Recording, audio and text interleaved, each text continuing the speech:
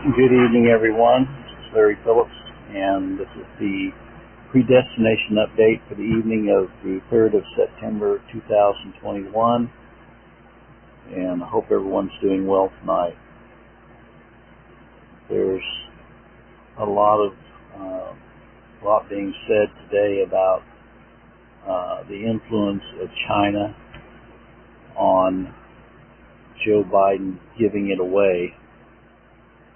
And walking away, leaving all the weapons there.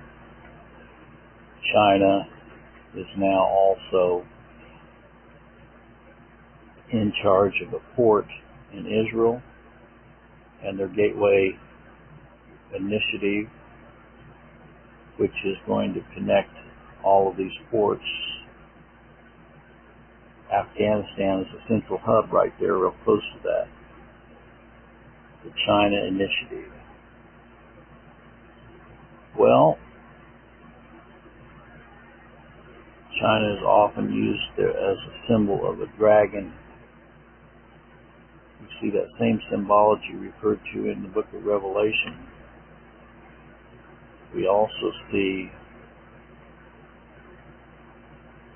that Israel, which was supposed to be our number one ally, is now sold out to China. And now we see that our own nation, our nation's President Joe Biden and his son Hunter are sold out to China. We see the used to be the leader of the Senate. Now he's not the leader, he's a minority Senate leader. McConnell's wife is Asian. We see that the CEO of Facebook, Zuckerberg, is what I call him, his wife is Asian. Many of the Silicon Valley corporate entities have Asian influence over them.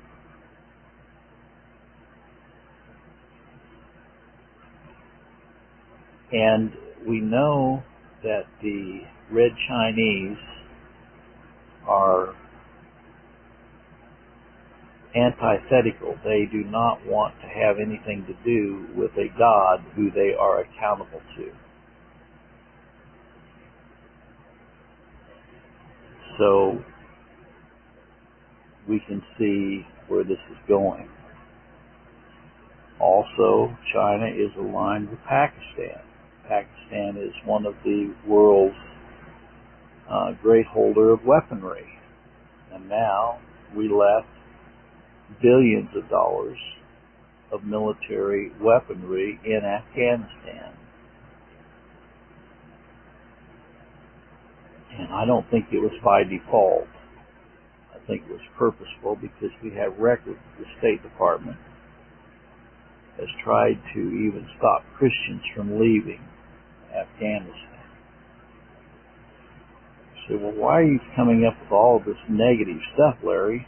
We want to be encouraged. Well, what Scripture says is when you see all of these things come to pass, look up, for your redemption draweth nigh. So this is evidence that we're living in those days when we are going to be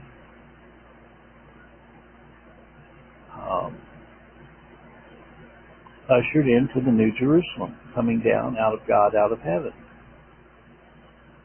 A lot of people think, well, that's just an easy cop-out.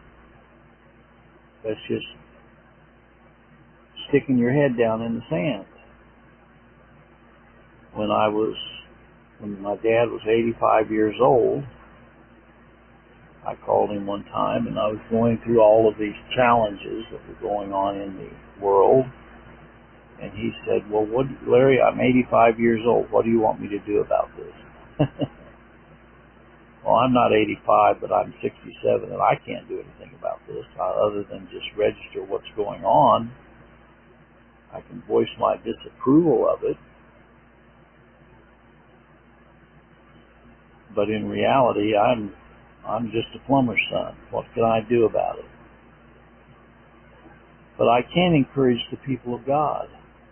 That's what I feel my mission is the last few years I have on the face of the earth. And I did say face of the earth. You know, I do believe that the earth is stationary. I don't believe it's spinning 6,000 miles an hour at the equator and hurling 60,000 miles an hour through space. I believe the Bible, what it says about the earth, that it's stationary and it's fixed, it cannot be moved. And I also believe that God is fixed, He cannot be moved. He is unchangeable, He's immutable, He's all-powerful, and He has created all things. And that gives me great comfort in these difficult times we find ourselves, to know that we're serving an all-powerful God, a God that's more powerful than China, a God that's more powerful than Pakistan or even the United States or Israel.